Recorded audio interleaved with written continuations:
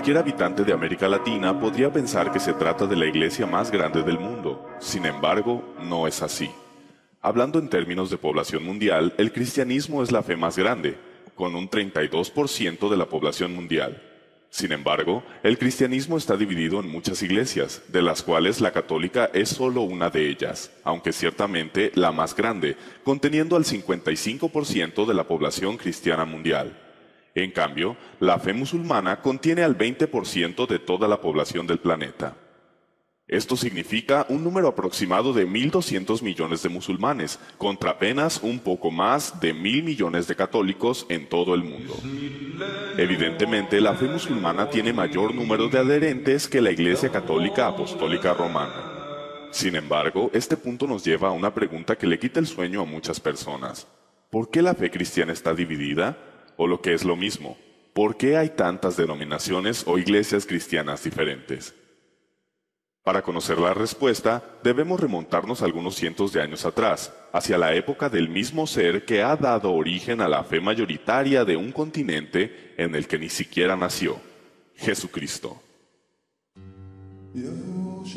Jesucristo nació judío, pueblo que posee una fe propia conocida como judaísmo, por lo cual Jesucristo fue educado creyente de esa fe.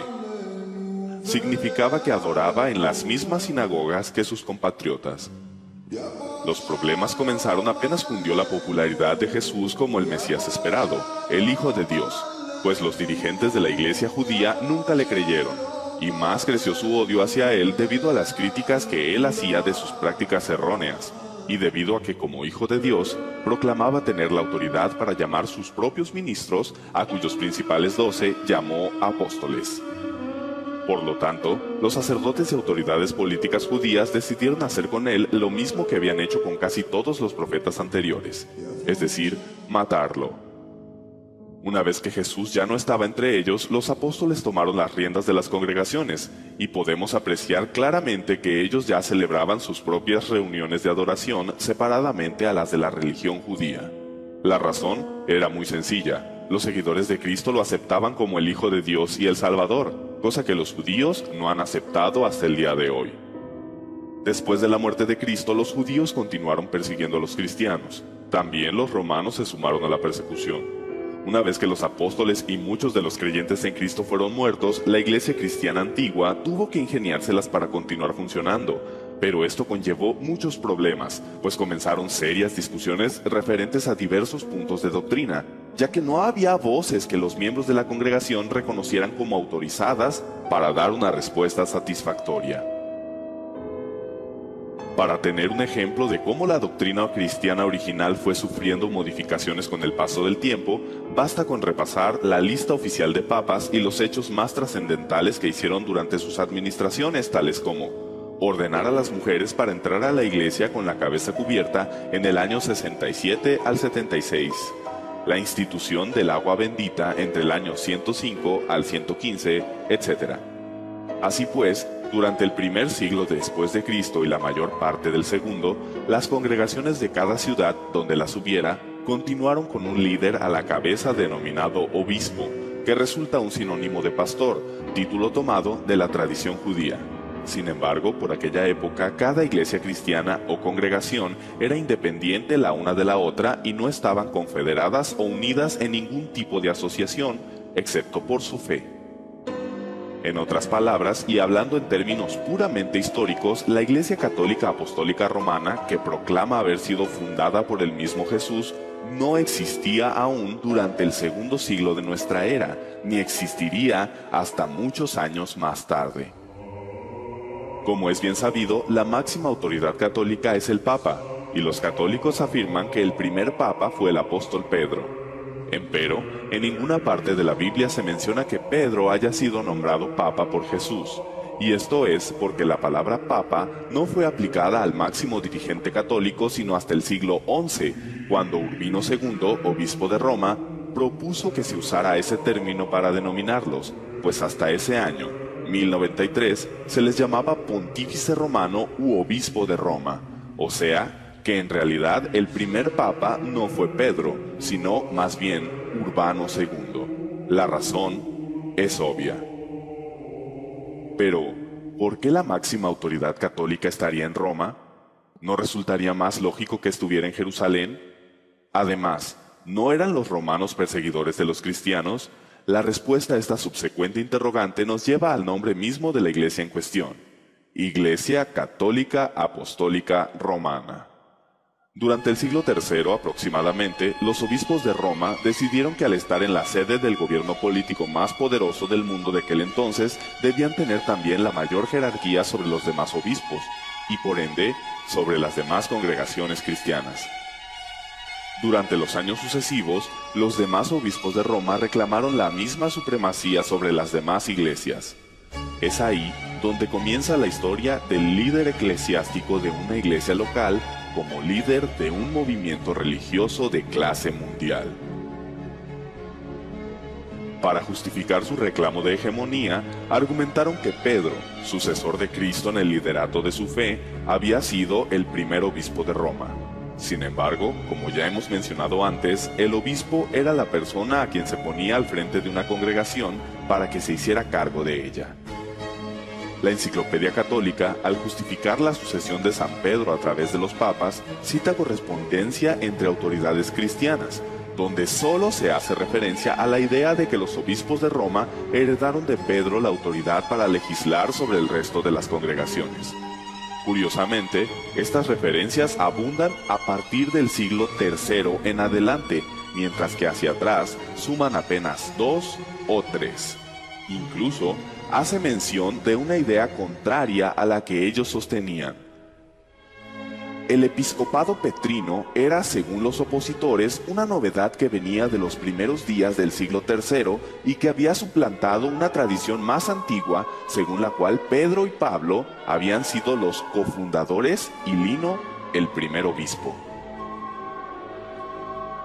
La verdad es que Pedro no dejó ningún documento donde haga constar que los obispos de Roma son sus sucesores o cabeza de la iglesia como conjunto.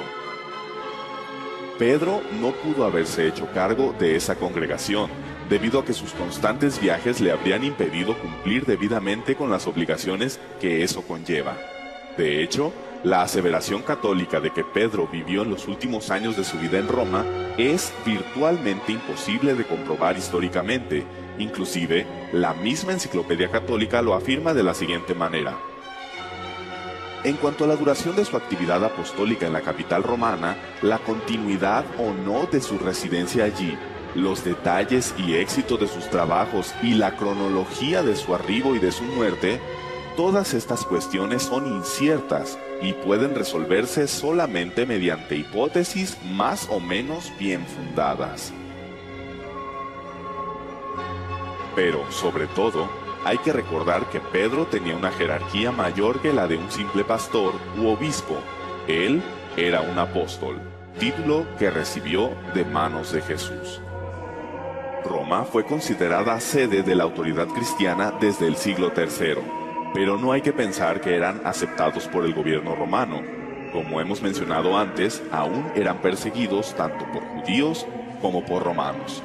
Sin embargo, la situación cambiaría drásticamente, cuando en el año 313 un emperador decretó el fin de la persecución hacia los cristianos. Se trataba de Constantino el Grande, quien dio el primer paso firme en la organización de una confederación de las congregaciones cristianas bajo un mismo nombre. A más de 300 años después de Cristo, la Iglesia Católica no existía aún. Después de la partida de los apóstoles, la sencillez del evangelio fue corrompida o se fue apartando de él. Un ejemplo de todo esto es lo concerniente al bautismo, requisito indispensable para ser declarado miembro de una congregación cristiana. La palabra española bautismo significa sumergir, zambullir, hundir en el agua. La inmersión era la forma primitiva generalizada, de ello dan testimonio arqueológico las grandes fuentes bautismales del arte paleocristiano en numerosos templos cristianos en Oriente y Occidente. En el segundo siglo, el bautismo fue restringido a los 2 días festivos de la Pascua y del Pentecostés, y se necesitaba un curso de 3 años para poder recibir dicho sacramento. Para el siglo III se reconoció el bautismo infantil y posteriormente se institucionalizaría con el fin de volver al catolicismo a todo el Imperio Romano. El primer escritor cristiano que menciona el bautismo infantil es Tertuliano, y él se opuso. Nosotros no somos lavados para después cesar de pecar, sino porque hemos cesado de pecar. John L. Mosheim, en su libro Ecclesiastical History, escribe: el método antiguo de gobierno eclesiástico parecía subsistir en general todavía, mientras al mismo tiempo variaba el mando primitivo y degeneraba hacia la forma de una monarquía religiosa. Es un hecho históricamente aceptado que había pugnas de poder dentro de los círculos ministeriales del cristianismo. Sin embargo, no todos estaban dispuestos a aceptar tales reformas jerárquicas tan fácilmente. Si todas las comunidades, fraternidades cristianas son iguales, lo son sus obispos, como sucesores de los apóstoles con los mismos derechos entre sí. Por eso, los obispos o jefes de comunidades son colegas o coepiscopos. Las cuestiones que hemos mencionado hasta ahora no eran las únicas controversias que se manejaban. Era evidente que no había orden dentro del cristianismo y mucha confusión. Es ahí donde entra en escena Constantino. Nació en Naissus el 27 de febrero de 272 y a pesar de que los romanos habían perseguido ferozmente a los cristianos durante muchos años, Constantino se convirtió en su defensor, supuestamente tras haber tenido una visión en la que vio una cruz en el cielo y un sueño posterior en el que se le ordenó añadir un nuevo símbolo a su estandarte en 312 después de Cristo. Cabe hacer hincapié en que se hizo simpatizante del cristianismo, mas no se bautizó. Un año después, en 313, Constantino y Licinio, quienes eran los líderes del Imperio Occidental y Oriental respectivamente, firmaron el Edicto de Milán, en el cual se promulgaba la libertad de adoración en el Imperio Romano y daba a Constantino el título de legislador de la Iglesia. Que a los cristianos y a todos los demás se conceda libre facultad de seguir la religión que a bien tengan, sea lícito a cada uno dedicar su alma a aquella religión que estimare convenirle. De esta manera, inusitada y súbita, los cristianos tuvieron una posición diametralmente distinta dentro de la sociedad. Pero fue tan diametralmente distinta su nueva posición que evidentemente alejados del evangelio de amor al prójimo que predicó Jesús, se convirtieron en verdugos al perseguir, torturar y asesinar a los paganos a partir de los años 314 y 315. Finalmente, en 324, Constantino declaró al cristianismo la iglesia oficial para que ésta sirviera de medio para unificar su imperio. Una vez en este punto, los cismas, contenciones, confusiones y demás problemas doctrinales se potencializaron. Temiendo que estos conflictos volvieran a dividir al imperio, Constantino convocó al llamado Concilio de Nicea, donde se pretendía llegar a un acuerdo sobre temas hasta hoy tan controversiales como la naturaleza de Dios y su relación con el Hijo y el Espíritu Santo. Había diversas facciones que proclamaban opiniones al respecto, y el emperador Constantino, aunque no entendía los detalles de las discusiones de teología griega, notó que el grupo de Atanasio no cedería, y sería complicado mantener el orden del imperio. Por esta razón, y aconsejado por Ocio, decidió en favor de Atanasio, proclamando que Jesús era consustancial con el Padre. Con esta fórmula como base, se compuso el credo niceno en el que se resumía la doctrina cristiana, porque así como la verdad cristiana nos compele a reconocer a cada una de estas personas de ser en sí misma Dios y Señor, así también la Iglesia Católica nos prohíbe decir que hay tres dioses o tres señores. Todos los que no estuvieron de acuerdo fueron excomulgados. De esta manera, queda de manifiesto que la decisión sobre quién era Dios fue tomada por un hombre que no solamente no era sacerdote, sino que ni siquiera pertenecía a la comunidad cristiana porque no había querido ser bautizado. Como Pontífex Máximo, poseía el monopolio de la legislación en asuntos de iglesia. Al organizarse la iglesia en patriarcados y diócesis durante el Concilio de Nicea, se les otorgó el mismo rango a las sedes patriarcales de Roma, Alejandría, Antioquía y Jerusalén, cuyos titulares recibieron el nombre de arzobispos. El Concilio de Nicea había logrado confederar al cristianismo y vemos cómo construyeron un credo con el objetivo de poner fin a las reiteradas y enconadas disputas doctrinales. El término católico ya se empleaba antes del siglo III. De hecho, el primer registro que existe de este se encuentra en la carta del obispo San Ignacio de Antioquía a los esmirionitas en el año 110 después de Cristo. Donde esté el obispo, esté la muchedumbre, así como donde está Jesucristo, está la Iglesia Católica. Los estudiosos discuten si católico en este contexto significa universal o verdadera, auténtica. Durante las persecuciones, desde los primeros siglos, cuando preguntaban a los cristianos a qué iglesia pertenecían, decían a la católica. Bajo este concepto podemos entender que usaban el término iglesia católica no porque la iglesia así se llamara. Usaban el término católico para referirse a que pertenecían a la iglesia verdadera, es decir, la iglesia de Cristo, dando a entender que las demás iglesias eran falsas. Fue hasta el siglo IV cuando la iglesia que Constantino organizó fue nombrada católica. Actualmente se prefiere el significado universal para el término católico. En este punto realmente nace lo que ahora conocemos como Iglesia Católica y podemos entender entonces por qué la nacionalidad romana va junto a su nombre. Cuando Constantino cambia la capital del imperio a Bizancio, el obispo de esa ciudad quiso tener la misma preponderancia que su colega romano. Esto es una prueba de que la hegemonía del obispo romano sobre el resto de la iglesia se debe a su ubicación en la capital romana y que la supuesta sucesión de San Pedro es solo un pretexto. En el Cuarto Concilio Ecuménico celebrado en Calcedonia en el año 451, se reconoció a Constantinopla el mismo primado que a Roma. En este concilio ecuménico, el obispo de Constantinopla pasó a recibir el título de Patriarca Ecuménico. El obispo de Roma, León I, se opone a estas medidas y además decide resaltar su primacía adoptando el título de Pontifex Máximo que el entonces emperador romano, Flavio Graciano, había dejado de usar. Este deseo de primacía absoluta por parte de Roma conducirá, entre otros motivos, a que en 1054 se produzca el cisma de Oriente y Occidente, es decir, la división del cristianismo entre la Iglesia Católica Apostólica Romana y la Iglesia Católica Ortodoxa, que cuenta con 300 millones de miembros en todo el mundo. Pero Constantino no se enteraría de estos pleitos, pues moriría el 22 de mayo del año 337. Antes de morir, decidió que era el momento de bautizarse, y lo hizo en su lecho de muerte. Curiosamente, su bautismo fue oficiado por uno de los obispos que estuvo en contra del credo de Nicea, Eusebio de Nicomedia.